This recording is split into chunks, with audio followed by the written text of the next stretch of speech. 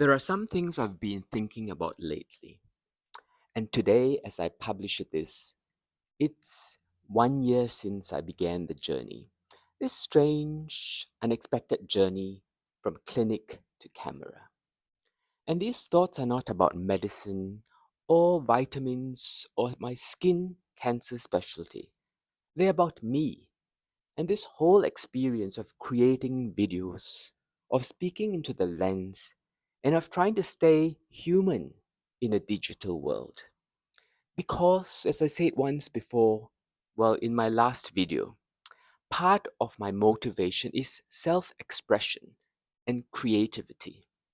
And another very important part is connection.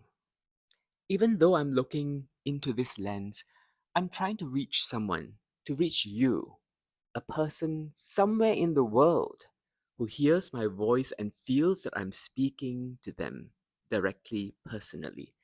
Not to an algorithm, not to a metric, but to a human being, to a person like yourself. And that part really matters to me. In fact, it's probably what keeps me going. Because in the clinic, yes, I spend all day listening. Doctors listen more than they speak. We absorb people's stories, anxieties, the hidden questions, and small hopes.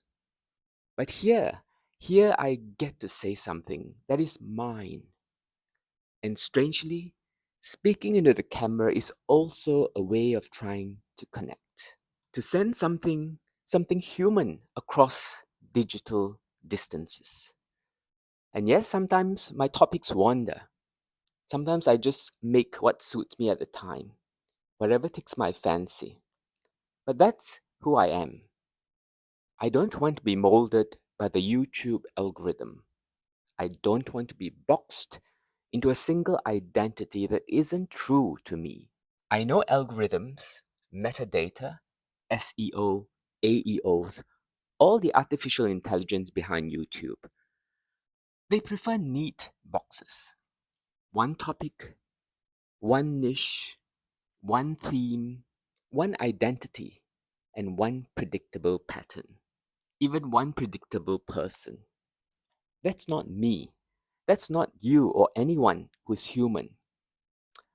Yes, I'm a doctor, but I'm also a polyglot, a thinker, someone who has lived many decades, someone who carries stories, emotions, languages, and ideas that don't fit into a single category. I'm not ready. I'm not ready to flatten myself to make the algorithm feel comfortable. At the same time, I'm not naive. Of course, I feel the pressure of the YouTube metrics. Of course, of discoverability. Well, if no one discovers this channel, how am I going to connect? Of the thumbnails that I make, the impressions, the click through rates, all those things. And yes, I do want some acknowledgement, some feedback. Not fame, not stardom, just real people like yourselves to hear me who feel a sense of community, to connect, to communicate, and to hear my voice, who feel a sense of recognition, who understands what I'm trying to say, who empathize. Because expression, creativity without connection is empty. We all want to connect, we all want to be heard, we all know that there is someone, we all want to know there's someone listening. And this is the tension that I keep wrestling with.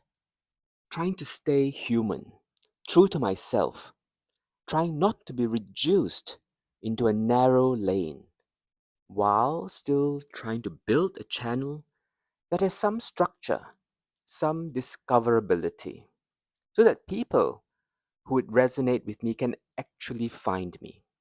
YouTube, even with all its artificial intelligence, is still artificial. It can still only understand me slowly, bit by bit.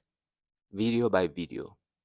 It doesn't see the decades of medicine, of experience, of life lived behind my eyes. It doesn't see the languages in my head. It doesn't understand my moods, my impulses, my reflections, why I produce this video today and this one another day. I have to reveal myself piece by piece. And this is the same feeling I get whenever I try to create anything. My topics depend on my mood, on what's sitting in my mind on the day. And I've realized that this is just who I am. This is my pattern, my humanity, the way I think, and maybe it's something not to fight. It's something to accept, embrace. So, this is where I am now. Trying to speak honestly, trying to connect with real people whenever, wherever they are, and trying to create without losing myself. Trying to balance spontaneity and structure, trying to let this channel grow gently, slowly, organically, in a way that reflects who I am. And recognizing that, yes, I do want to be heard, I do want to be seen, for someone out there to say, I understand what he's saying, and I feel that too. So, this is my quiet struggle through the year. But it's also one of the reasons I continue from clinic to camera, from my inner world to whoever is out there on the other side of the screen. Thank you for being here, and thank you for listening.